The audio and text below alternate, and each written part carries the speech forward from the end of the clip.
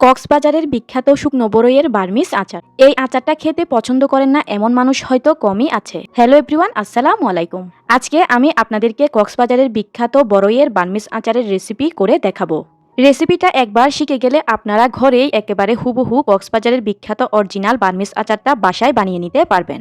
প্যাকেটের অস্বাস্থ্যকর পরিবেশে তৈরি করা বার্মিস আচার না খেয়ে আপনারা এভাবে বাসায় স্বাস্থ্যকর উপায়ে এই বার্মিস আচারটা একবার বানিয়ে সারা বছরের জন্য সংরক্ষণ করে রেখে দিতে পারবেন। খেতে অসম্ভব মজার এই শুকনো বরইয়ের বার্মিস আচার বানানো কিন্তু খুবই সহজ।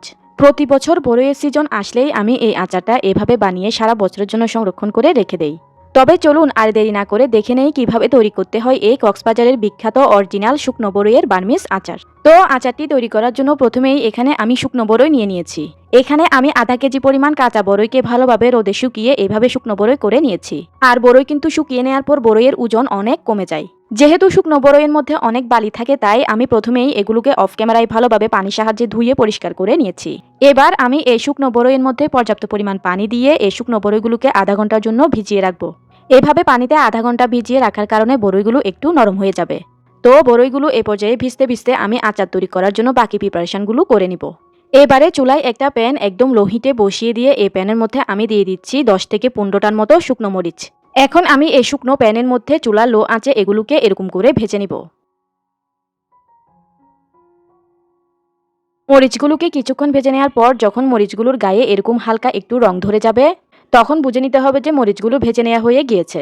আমার এগুলো ভেজে নেওয়া হয়ে গিয়েছে। এবার আমি এগুলোকে চুলা থেকে নামিয়ে ভালোভাবে ঠান্ডা করে একটা ব্লেন্ডারের সাহায্যে আধা ভাঙা করে গুঁড়ো করে নিব। এবারে আমি ওই সেম প্যানের মধ্যে দিয়ে দিচ্ছি 1.5 টেবিল চামচ পরিমাণ পাঁচফোড়ন, দিয়ে দিচ্ছি 1.5 টেবিল চামচ পরিমাণ গোটা ধনিয়া, এখন দিয়ে দিচ্ছি 1.5 টেবিল চামচ পরিমাণ গোটা সরিষা। এবারে চুলার আঁচকে লো হিটে রেখেই এই তিনটি মশলাকে আমি ভেজে নিব।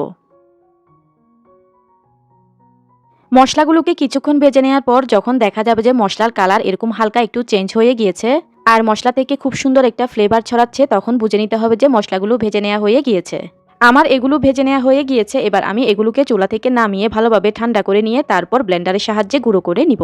তো দেখতেই পাচ্ছেন এখানে আমি সবকিছুকে ভালোভাবে ব্লেন্ডারের সাহায্যে গুঁড়ো করে নিয়ে তারপর এরকম বাটিতে নিয়ে রেখেছি। এখানে আমি শুকনো মরিচগুলোকে এরকম দুভাঙা করে গুঁড়ো করে নিয়েছি। যেই মশলাটা ভেজে রেখেছিলাম সেটাকেও এরকম মিহি করে গুঁড়ো করে নিয়েছি। আর এখানে আমি 1/4 কাপ পরিমাণ চিনিকে ব্লেন্ডারের সাহায্যে এভাবে মিহি গুঁড়ো করে নিয়েছি, অর্থাৎ এটি হলো গুঁড়ো চিনি। এবারে আমি একটা সার্ভিং প্লেটের মধ্যে এই সবগুলো গুঁড়ো মশলাকে নিয়ে নিব। প্রথমেই নিয়ে নিচ্ছি শুকনো মরিচের গুঁড়া। এবারে গুঁড়ো করে রাখা মশলা থেকে অর্ধেকটা পরিমাণ মশলা আমি এখানে নিয়ে নিচ্ছি, আর বাকি অর্ধেকটা পরিমাণ মশলা আমি আচার রান্না করার সময় ব্যবহার করব। সবগুলো গুঁড়ো চিনি আমি এখানে নিয়ে নিচ্ছি। এবারে এখানে আমি নিয়ে নিচ্ছি 2 টেবিল চামচ পরিমাণ বিট লবণ। এই আচারের আসল স্বাদটি পেতে হলে অবশ্যই বিট লবণটা দিতে হবে। এবারে আমি একটা চামচের সাহায্যে এই সব কিছুকে খুব ভালো করে মিক্স করে নিচ্ছি। সব কিছুকে খুব ভালো করে একটু সময় নিয়ে ভালোভাবে মিশিয়ে দিতে হবে।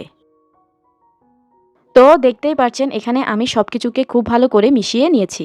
এখন এই মশলার মিশ্রণকে একটা সাইডে রেখে আমি চলে যাব চুলায়।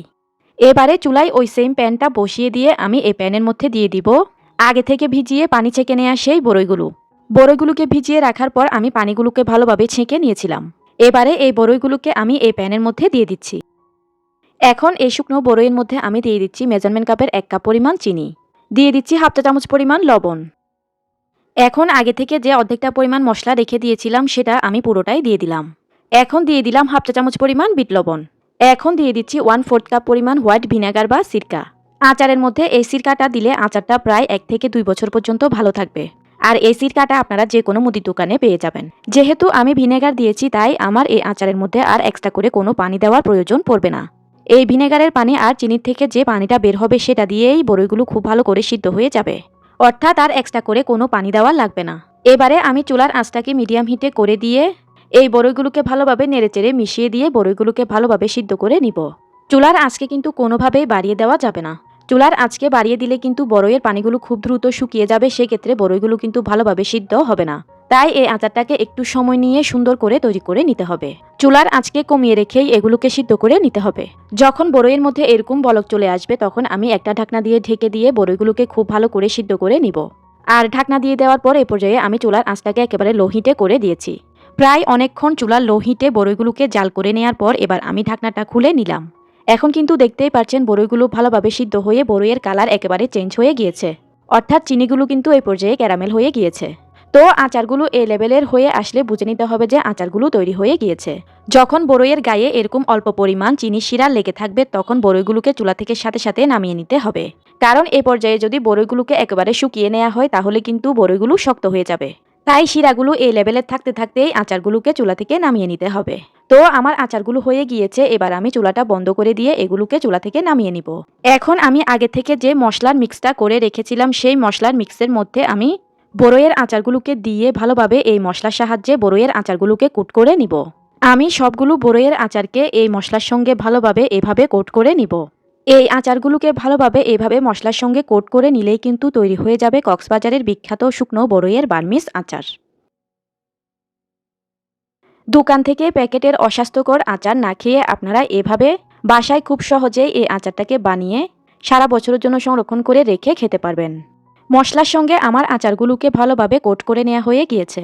এবার আমি এই আচারগুলোকে আপনাদেরকে একটা প্লেটে সার্ভ করে দেখিয়ে দিচ্ছি যে আচারগুলো দেখেই কতটা লোভনীয় লাগছে।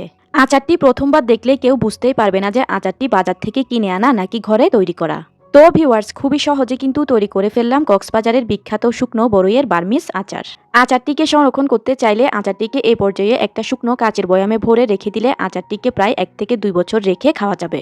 আচারটি কিন্তু কোনো প্রকার নষ্ট হয়ে যাওয়ার ভয় নেই। তো ভিউয়ার্স, কেমন লাগলো আমার আজকের এই সহজ এবং মজাদার শুকনো বড়ইয়ের বার্মিস আচারের রেসিপিটা আমাকে কিন্তু অবশ্যই কমেন্ট করে জানিয়ে দিবেন। ভিডিওটি ভালো লেগে থাকলে ভিডিওতে অবশ্যই একটা লাইক দিয়ে ভিডিওটি আপনাদের ফ্রেন্ডস এন্ড ফ্যামিলির মাঝে বেশি বেশি শেয়ার করে দিবেন। চ্যানেলে নতুন হলে অবশ্যই চ্যানেলটি সাবস্ক্রাইব করে পাশের বেল আইকনটি অন করে রাখবেন। এমনই আরও নতুন নতুন মজার মজার রেসিপি পেতে অবশ্যই আমার চ্যানেলের পাশেই থাকবেন। এতক্ষণ সঙ্গে থাকার জন্য সবাইকে অসংখ্য ধন্যবাদ জানিয়ে আমি তাহলে আজকে এখানেই বিদায় নিয়ে নিচ্ছি। আল্লাহ হাফেজ।